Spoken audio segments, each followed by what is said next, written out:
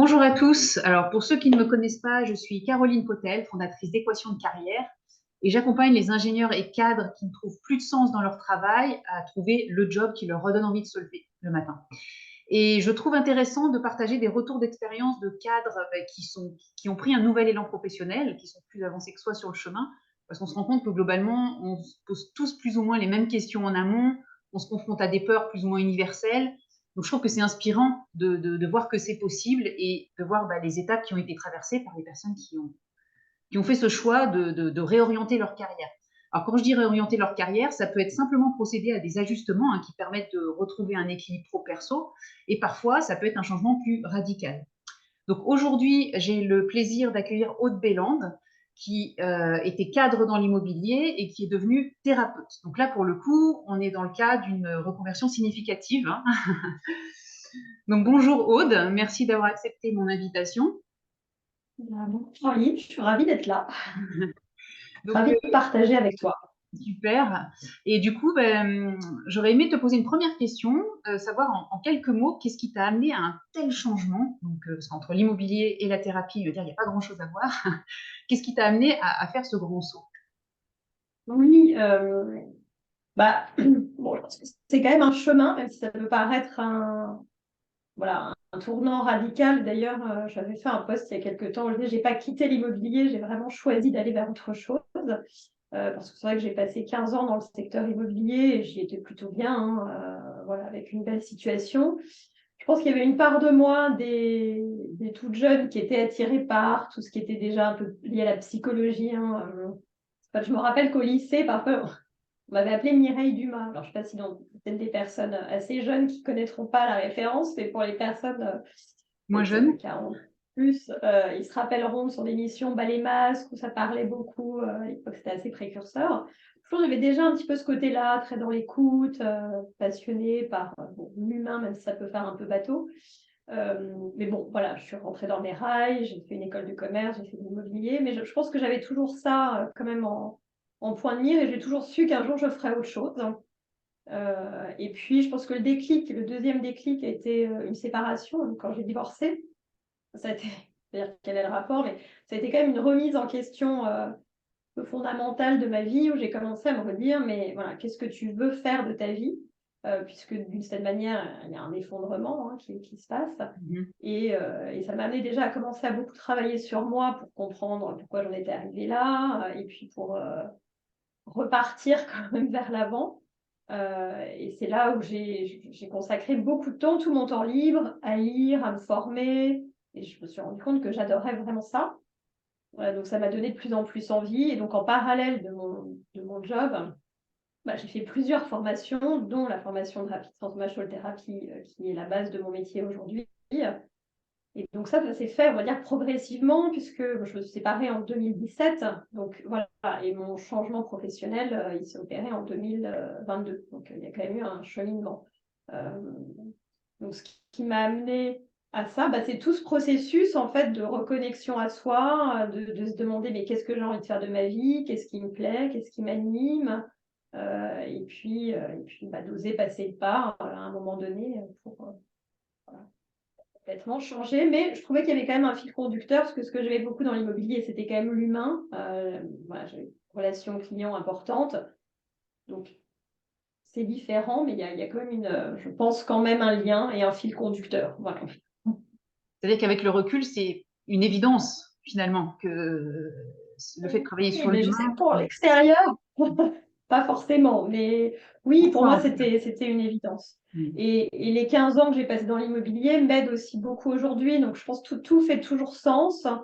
Euh, Voilà, je pense que même finalement, quand on n'est pas à sa place, on va quand même avoir tendance à exploiter naturellement ce qu'on aime faire et ses talents. Donc, voilà, l'aspect communication, l'aspect contact humain, c'était ce que je privilégiais quand même déjà dans mon métier d'avant.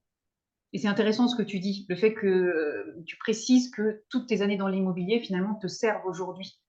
Parce que moi, je me rends compte chez les personnes que j'accompagne qu'elles ont souvent cette image de je vais repartir à zéro. En fait, si je fais une reconversion significative, je change de domaine ou je change carrément de métier. alors que finalement, c'est pas la réalité. On se rend compte qu'on construit sur de l'existant et qu'on s'appuie sur des ressources qu'on a déjà développées dans une première expérience professionnelle, mais c'est en aucun cas un redémarrage à zéro comme on peut le croire, et ce qui peut nous freiner si on raisonne comme ça. Oui, complètement. Non, mais tu as raison de le signaler, parce que souvent, les personnes comme ça qui changent, il y a un gros syndrome de l'imposteur au début quand on démarre, parce qu'on n'a pas les 5 ans d'école comme on a quand on démarre un premier métier.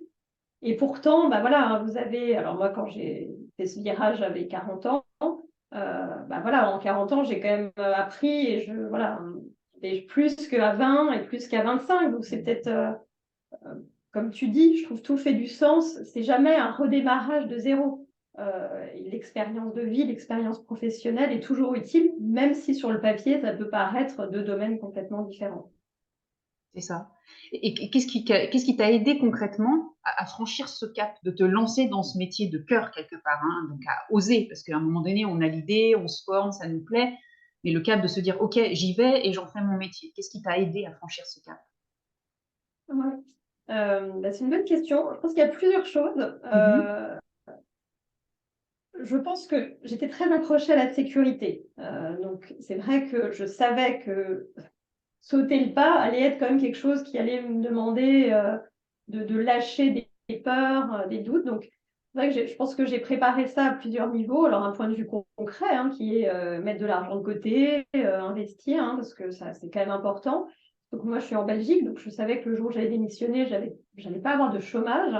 Hein. Il n'y a pas de rupture conventionnelle comme en France, je crois. Donc, bon, bah, il fallait quand même se le constituer quelque part, parce que je savais que si je partais de zéro, enfin, j'ai quand même des enfants, j'ai une famille, donc Mhm. je ne pouvais pas me permettre de gagner rien pendant un certain temps. Donc il y a cet aspect-là, on va dire très concret. Hein, et donc, bah, une fois que moi j'avais de l'argent de côté, ça m'a permis de me sentir plus en sécurité et du coup d'aller de l'avant. Euh, je pense qu'il y a deux autres choses. Se faire accompagner, c'est vrai que moi j'ai commencé à me faire accompagner, donc coacher, hein, avant, bien avant en fait de sauter le pas, Mhm. parce que voilà, j'étais consciente que ça faisait quasiment 15 ans que j'étais salariée, donc dans un mindset de salarié, et puis moi mes parents étaient salariés, enfin voilà, peu entourée d'entrepreneurs, même si en Belgique, ici, il y a quand même, je trouve, une mentalité d'entrepreneur qui est assez forte, donc je commençais quand même autour de moi à être un petit peu entourée voilà, d'entrepreneurs, mais en immobilier. Et donc, je savais qu'il fallait que je switch quand même certaines choses et que je le fasse en amont. Parce que, bah, comme je te dis, c'est pas quand j'allais arrêter, puisqu'il fallait quand même que je génère de l'argent à un moment donné assez vite. Je voulais que quand j'arrête, je sois vraiment capable de pratiquer mon métier. Et ça m'a été très utile, en fait, d'être coachée, du coup, de commencer à côtoyer des personnes qui avaient sauté le pas et donc qui étaient plus avancées que moi, et donc de comprendre un petit peu Mhm. voilà, quels avaient été leurs challenges, leurs défis, quel était leur mindset.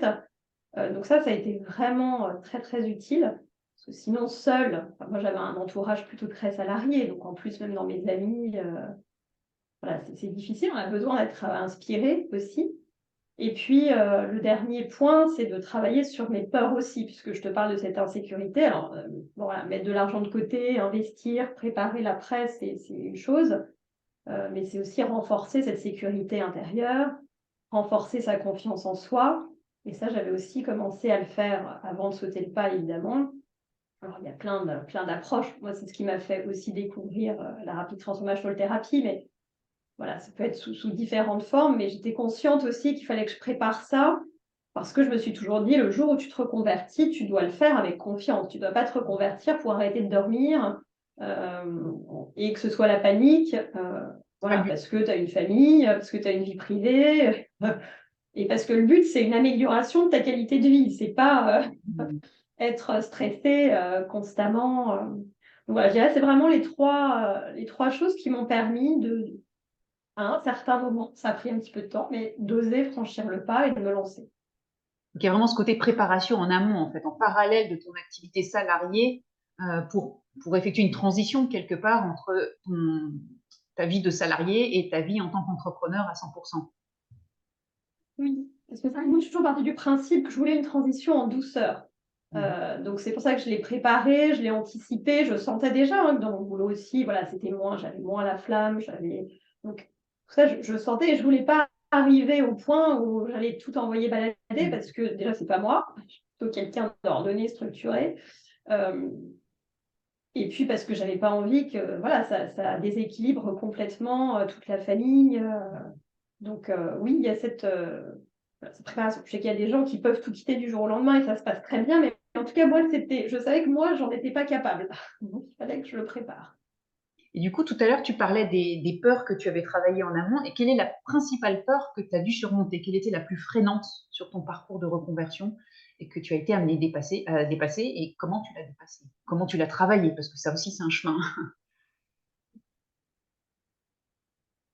Bah, je pense que c'est la peur de l'inconnu au sens large, c'est la peur de l'inconnu au sens, quelque part, il n'y a plus de sécurité. Enfin, c'est la peur de l'inconnu et l'insécurité, c'est-à-dire qu'on lâche quand même certaines choses. C'est vrai que, bah, voilà, en tant que salarié, on a la sécurité du salaire. Là, on parle beaucoup de l'aspect sécurité financière, mais ça va quand même au-delà de ça. C'est-à-dire que quand on, on fait ce pas, on a un peu cette liberté totale qui est aussi évidemment ce qu'on recherche, mais on ne sait pas trop comment ça va se passer. Donc je pense qu'il y a quand même ce saut. Je pense quand même que l'insécurité financière était probablement numéro un, c'est vrai, parce que comme je te disais, moi j'étais très accrochée à la sécurité.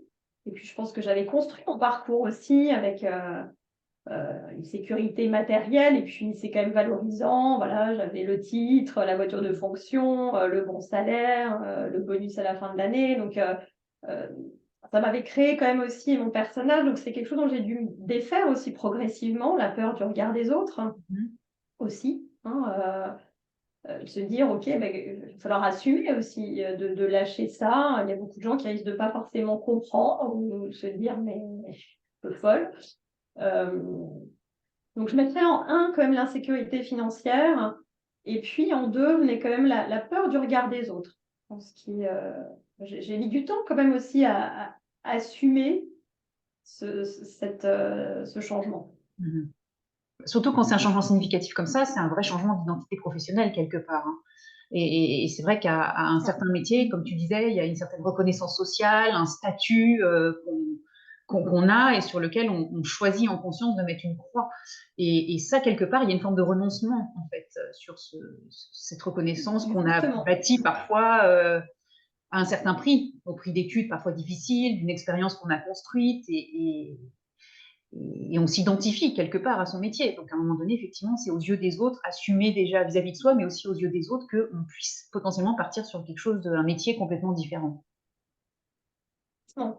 Et c'est vrai que je pense qu'il y avait, je l'identifiais moins sur le moment, mais je pense qu'il y avait cette peur-là était présente aussi. C'est vrai qu'on va toujours dire, oui, j'ai peur de manquer d'argent, j'ai peur. Voilà, ça c'est la peur, on dirait facile parce que elle est très concrète. Euh, mais la peur de ce que vont penser les autres, quand même, voilà, c'est quelque chose qui était là aussi, c'est sûr. Et tu citais la peur de l'insécurité financière. Effectivement, moi, chez les personnes que j'accompagne, c'est clairement la peur numéro une, hein, quand il s'agit de se reconvertir. Je pense d'autant plus quand on se lance dans l'entrepreneuriat, parce qu'on sort du paradigme je travaille un mois, j'ai mon salaire à la fin du mois, à potentiellement je vais me confronter à une fluctuation de mon chiffre d'affaires, j'ai pas de boule de cristal pour savoir comment va évoluer mon entreprise, à quel moment elle va pleinement décoller, etc. Donc il y a une incertitude avec laquelle il faut composer et à travers laquelle il faut apprendre à naviguer. Et du coup, qu'est-ce que toi tu as mis en place au moment de te lancer dans le métier autour de la thérapie?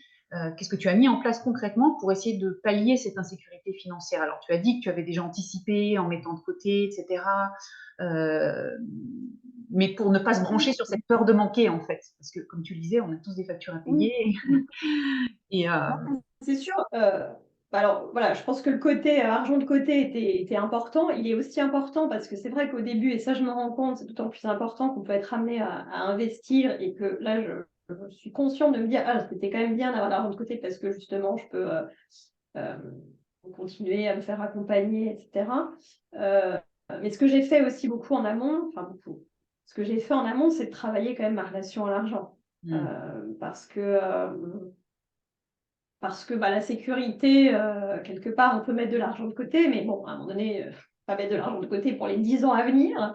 Donc, il y a toujours un moment où il n'y aura plus d'argent de côté. Et bon, pour travailler quand même aussi beaucoup dans le domaine des croyances, des pensées, c'est vrai que je savais que si généralement on vibre le manque et que c'est la peur qui est omniprésente, généralement, c'est pas très favorable pour le développement de l'activité. Donc, c'est vrai que j'ai quand même beaucoup travaillé cette relation à l'argent, déjà pour trouver la sécurité, parce que je crois que c'est la sécurité intérieure, en fait, hein, qui est d'accepter de se dire, de se sentir quand même sécure dans cette insécurité.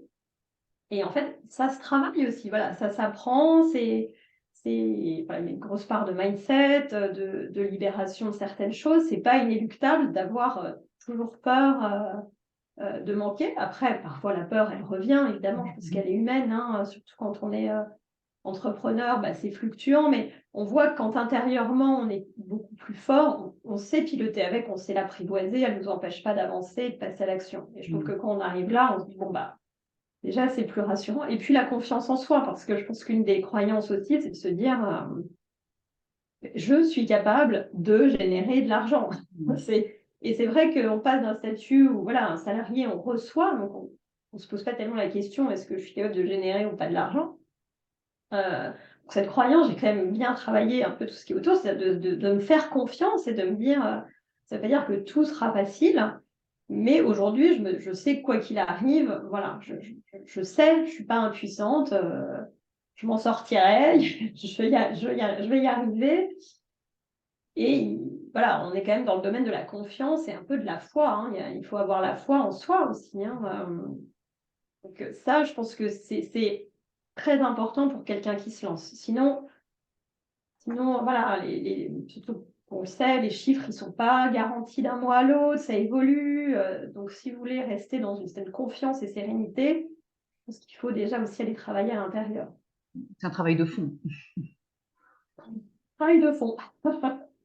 Et du coup, aujourd'hui que tu exerces un métier que tu as choisi en conscience, hein, avec le cœur, qu'est-ce que ça change pour toi, que ce soit dans ton quotidien pro ou perso, parce que les deux sont tellement interreliés. Alors déjà, moi, ce que ça a changé, c'est que j'ai retrouvé un niveau d'énergie, mais incroyable, quasiment du jour au lendemain. Alors ça, c'était assez magique, parce que souvent, voilà, j'étais fatiguée en fin de journée, voilà, je revenais de vacances, et puis 3 semaines après, j'étais déjà un petit peu, voilà, un peu, c'était, oui, déjà un peu fatiguée, et encore une fois, voilà, c'est pas que j'étais malheureux, j'aimais bien mes collègues, voilà, le boulot était pas du tout horrible, j'étais pas harcelée, enfin vraiment, j'étais, voilà, dans quelque chose qui était, tout à fait supportable, mais qui ne m'animait pas, en fait, qui était plus vraiment en lien, comme tu dis, avec le cœur.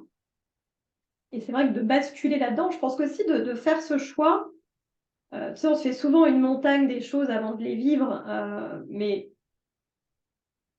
d'oser aussi, je pense qu'il y avait quand même une sorte de fierté. Donc déjà, je pense que ça a boosté paradoxalement aussi encore plus ma confiance en moi. C'est-à-dire de me dire, mais tu es capable de le faire, tu fais un vrai choix, tu choisis quelque chose dans ta vie, tu es plus juste, voilà, tu te suis. Je pense qu'avant, voilà, je suivais un peu des rails et un chemin qui m'était tracé, mais sans jamais vraiment avoir choisi les choses. Là, c'était un vrai choix. Et j'ai tout de suite, comme je te disais, au niveau physique, senti que ça me réveillait. Et là, je me suis dit, bah oui, en fait, c'est pas qu'il y avait un problème, tu n'avais pas un problème physique, c'est juste, voilà, c'était pas, tu étais plus connecté avec ce qui t'animait. Donc, ça, j'ai trouvé ça très bluffant quand même, de voir du jour au lendemain voilà, cette énergie-là. Et puis, aujourd'hui, je pense que parfois, je travaille plus qu'avant, mais j'ai pas l'impression de travailler. Luxe Et suprême. c'est vraiment ce sentiment d'être nourri. Je sais pas comment l'expliquer, voilà, d'être beaucoup plus joyeuse, beaucoup plus, ce que je dis. Alors parfois mon fils me dit, ah mais maman tu travailles encore, mais je dis oui mais déjà j'ai pas l'impression, et puis je dis mais t'as pas l'impression que je suis mieux, il me dit mais oui quand même t'es beaucoup mieux.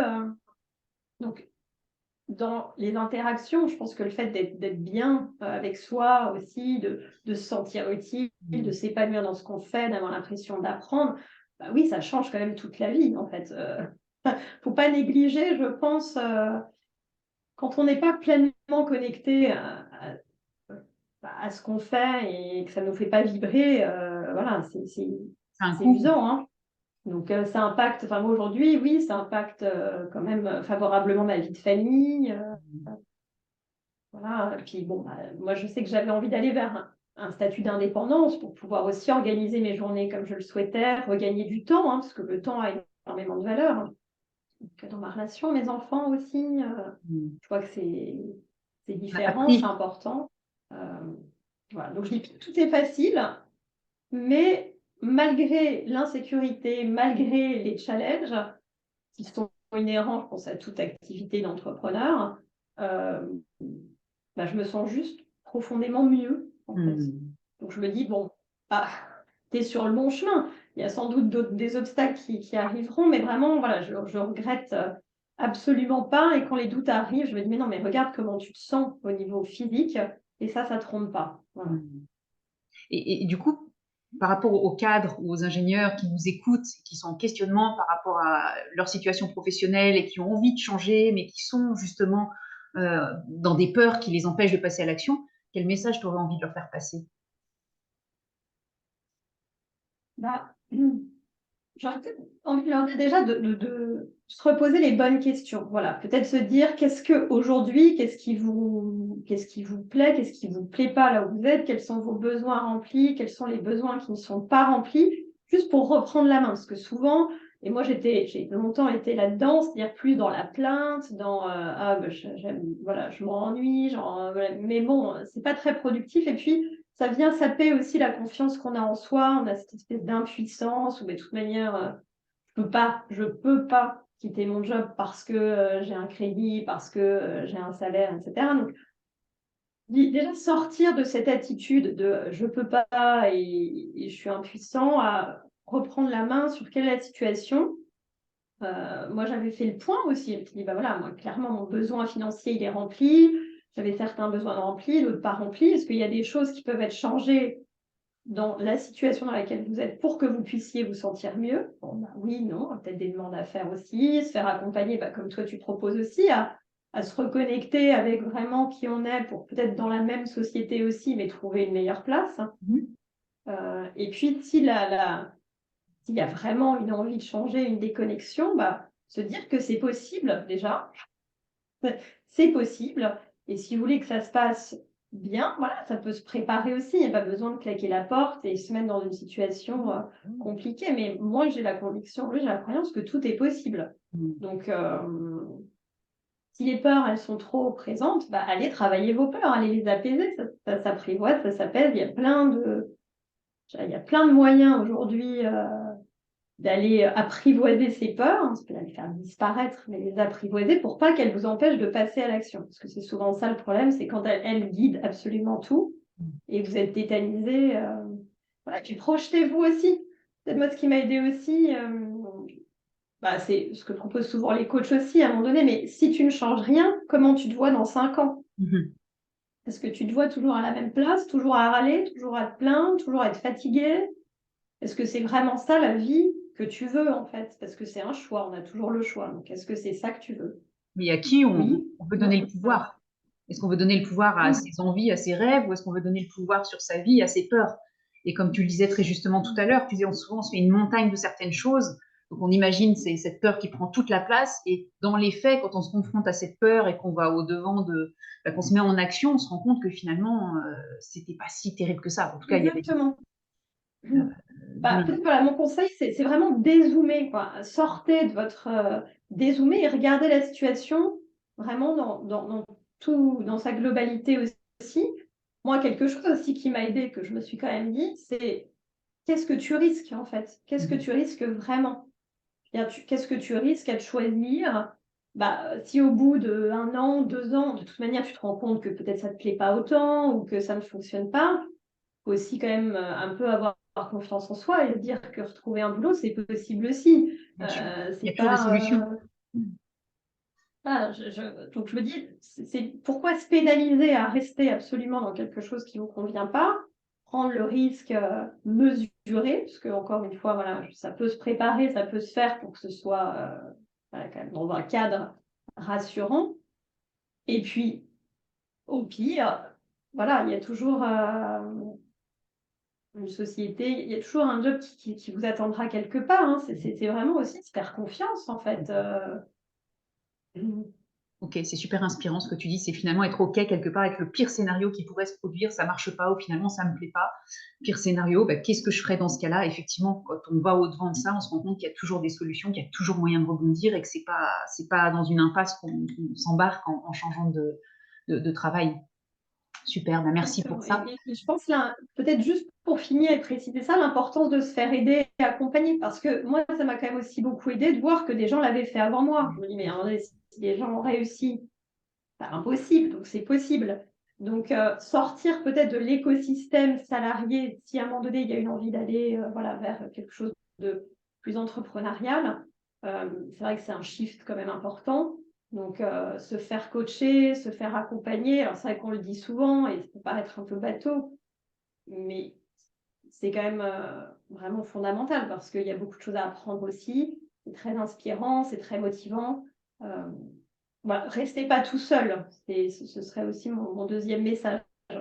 On dit qu'on est la moyenne des 5 personnes qu'on fréquente le plus, donc c'est vrai que c'est important, l'entourage est fondamental hein, pour oser passer à l'action et s'entourer de personnes qui sont passées par là et qui sont en mesure de nous paver le chemin finalement.